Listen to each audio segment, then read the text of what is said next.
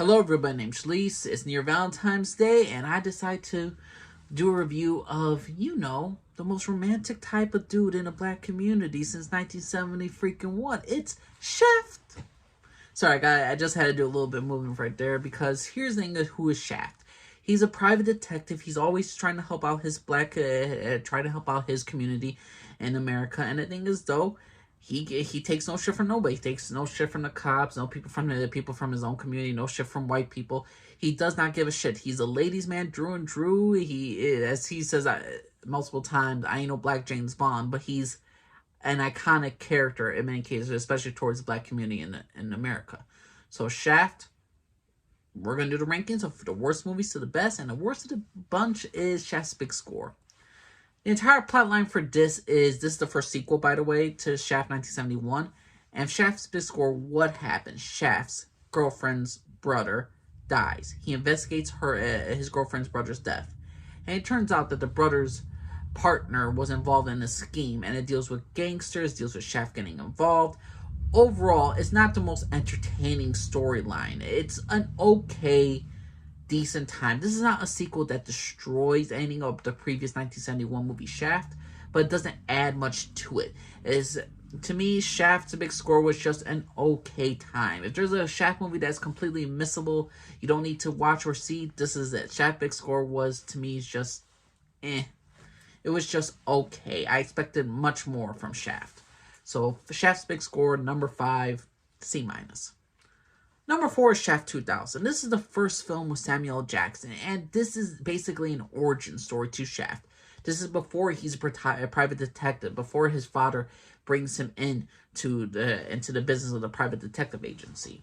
And the thing is, though, Shaft in this movie, he works with the cops. He was a former cop. You see his cop friends and all this stuff. So Samuel Jackson in this movie, he deals with the most iconic thing about this movie is not Samuel Jackson's Shaft. The most iconic thing is the fact is we get to see such young actors. Christian Bale's the villain. He's a rich white boy that killed an African American kid. He got away with it, and Shaft's trying to take him down. And you got Jeffrey Wright, of all people, who's playing a Hispanic gangster, and he's trying to take down Shaft as well. So overall, this was just an okay origin story. This is not like, oh, I must watch this movie. It was just okay as well. For a Shaft origin story, it's decent. It gets its job done. But the problem is, though, I want to see Shaft as a private eye, doing his own things, doing his own business.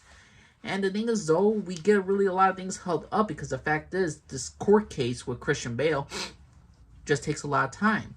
And with Jeffrey Wright, too. It's fun. It's a little entertaining, but it's nothing too special about. To me, I would give this the same grade as Shaft's big score. It was a B-. It's an okay origin story. But for me, Shaft 2000 was just okay. But let's go with number 3 now. Number 3 is where we're really starting to it's really starting to dig into it really good. And that is Shaft 1971. Sorry, I have nasal congestion right now. But Shaft 1971 was just the first Shaft movie. It was utterly fantastic for its time. To me, the thing is, we get to learn who Shaft was. He takes no shit from nobody from the police agency.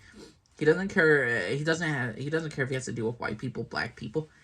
He'll tune them out. He'll beat them up. He'll do things his own way, and he's gonna follow by the rules of his own code. That's who Shaft characters is. I would say, in all truth, the main character, Shaft, is not the most popular character to me in the Shaft 1971 film. My favorite character was Bumpy, the gangster. Shaft in this movie has to recover Bumpy's daughter and try to rescue her from other gangsters. And I absolutely love the story. And Bumpy as a character, it's something about the actor, how he was describing that, you gotta find my little girl. It's just something that just resonated with me. I felt empathy for this character. I felt empathy for it. But the fact is, he's a sleazy gangster himself. A sleazy gangster, which is Bumpy. And the fact is, I enjoy Shaft 1971. I give it a C+. It was an okay time. I would not say I would love it, but I understood why people loved and cared for this movie. 1971, it's a good movie, but not my favorite of the Shaft series. Number 2, I'm going to get to Shaft in Africa. Yes, the sequel. Why do I feel like I like this movie more? Because the fact is, we do something different. Shaft is recruited to go to Africa, basically to discover what's happening with the African immigration policy. That's basically Shaft had to take down an evil organization corporate member who is basically using African immigration to basically start a new slavery thing. Where you're immigrants, you come to this country, we go to Europe, okay, we're gonna make you work like dogs, and if you say anything, we're gonna deport your ass. And Shaft takes this very personal to see this. And the thing is, though, because I like the fact that Shaft takes this personal when he sees people who look like him, and he sees things of slavery, because, a whole history with America and slavery. And Shaft doesn't really pay too much mind to politics, but when he sees the injustice upon what's happening to certain Africans and how they're being exploited through deportation, and he sees, and he gets to know a little bit of people of Africa and what they go through, it's always entertaining. And to me, it was very heartfelt. It had a very serious tone. It had a different location. Other than, Shaft in the big city, it was Shaft in the countryside. Shaft in New York. Shaft trying to help people out in a freaking, like, he's on a boat. He's fighting against people everywhere. So to me, Shaft in Africa was a very good film. I actually enjoyed it. Well, not a very good film. It was a good film. I enjoyed it. It had more heart to me than the original 1971 film. So to me, Shaft in Africa, I would give it a B-. It was a good film. And surprisingly, my number one favorite Shaft movie is Shaft 2019. This was utterly fantastic. This is by far my favorite movie about, how like fathers and sons and their relationships? This is right up there with Indiana Jones, with Sean Connery and Harrison Ford, father and son dynamic. This is right up there for me with the relationship, with the love between the father and son, because Shaft in this movie has a son. His son grew away from him, and the mother took him away from Shaft because Shaft decided to be Shaft instead of being a father. And also, in many cases, he technically did not want that way for his son, but in some cases he did. And the thing is, the interaction between the father and son is just different. It's different between different generations. You got Shaft, Samuel Jackson, he cusses, he says the N-word.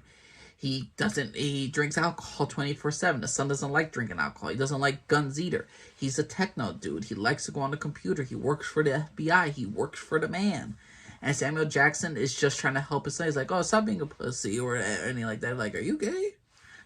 Or like, are you gay? That would explain a lot, though.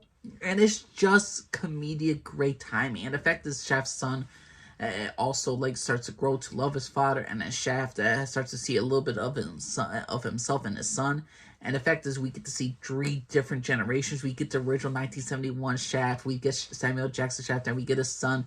And the generations of Shaft come in this movie because the fact is, Shaft's son is trying to find out what happened to his best friend who was murdered, and he needs the help of his old man Shaft to help him out. And in doing so, he gets his own grandfather there too. So it's a generations of Shaft that is beautifully done in this entire film, and I think it's a nice homage to all the Shaft films. So for me, Shaft 2019 was utterly fantastic. A B+, one of my favorite movies of all time. It's utterly fantastic.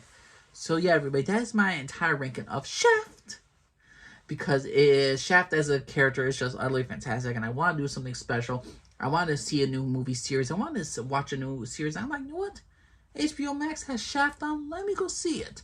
The first 3 movies, and then I saw one, okay, on Amazon Prime, and I searched for other ways I could watch it without being too expensive. And I gotta say this, Shaft is utterly fantastic. I do enjoy the series.